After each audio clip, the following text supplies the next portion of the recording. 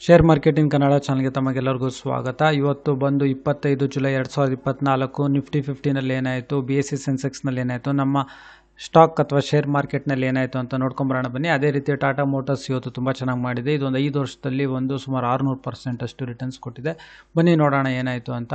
ಇವತ್ತು Nifty 50 close ಆಗಬೇಕಾದ್ರೆ ಸುಮಾರು 24,406.10ಗೆ ಕ್ಲೋಸ್ ಆಯಿತು. ಅಂದರೆ ಸುಮಾರು 7.40 ಎಷ್ಟು ಇಳಿಕೆ ಆಗಿದೆ. ಅಂದರೆ ಹೆಚ್ಚು ಕಡಿಮೆ ಅಲ್ಲೇ ಇತ್ತು ಅಂತ ಹೇಳ್ಬೋದು. ಒಂದು ಫ್ಲಾಟ್ ಡೇ ಅಂತಲೇ ಹೇಳ್ಬೋದು.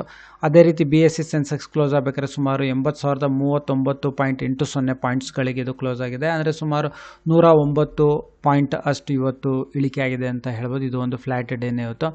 ಅದೇ ರೀತಿ ನಿಫ್ಟಿ 50ಯ ಯಾವೆಲ್ಲ ಕಂಪ್ನಿ ಶೇರ್ಸ್ಗಳಲ್ಲಿ ಅತಿ ಹೆಚ್ಚು ಏರಿಕೆ ಆಗಿರೋದು, ಟಾಪ್ ಗೇನರ್ಸ್ ಆಫ್ ನಿಫ್ಟಿ 50 ಅಂತ ನೋಡೋದಾದರೆ ಟಾಟಾ ಮೋಟರ್ಸ್, ಅದೇ ರೀತಿ ONGC, SBI ಲೈಫ್ ಇನ್ಶೂರೆನ್ಸ್ ಶೇರ್ಸ್ಗಳು, Bharat Petroleum shares, Sun Pharma shares, LNT, Kotak Bank ಶೇರ್ಸ್ಗಳಲ್ಲಿ ಏರಿಕೆ ಆಗಿದೆ. ಅದೇ ರೀತಿ HDFC Life, Wipro, HDFC Bank, Power Grid, Bajaj Finance, Doctor's Reddy's Laboratories, TCS ಅಥವಾ ಟಾಟಾ ಕನ್ಸಲ್ಟೆನ್ಸಿ ಸರ್ವಿಸ್ ಶೇರ್ಸ್ಗಳು ಇವತ್ತು ಏರಿಕೆ ಆಗಿದೆ. ಅದೇ ರೀತಿ ನಾವು ನೋಡೋದಾದರೆ VL infra limited SME IPO ಇದು ಇವತ್ತು ಕ್ಲೋಸ್ ಆಯಿತು 25.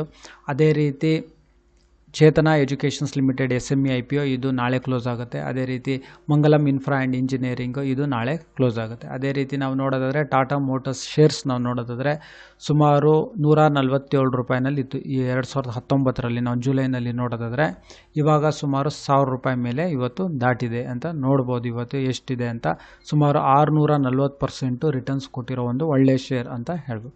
ಸೊ ಈ ವಿಡಿಯೋ ನೋಡಿದ್ದಕ್ಕೆ ತಮಗೆಲ್ಲರಿಗೂ ತುಂಬ ಧನ್ಯವಾದ. ದಯವಿಟ್ಟು ವಿಡಿಯೋನ ಲೈಕ್ ಮಾಡಿ, ಶೇರ್ ಮಾಡಿ, ಕಮೆಂಟ್ ಮಾಡಿ, ಚಾನಲ್ನ ಸಬ್ಸ್ಕ್ರೈಬ್ ಮಾಡಿ. ತಮಗೆಲ್ಲರಿಗೂ ತುಂಬ ಧನ್ಯವಾದ.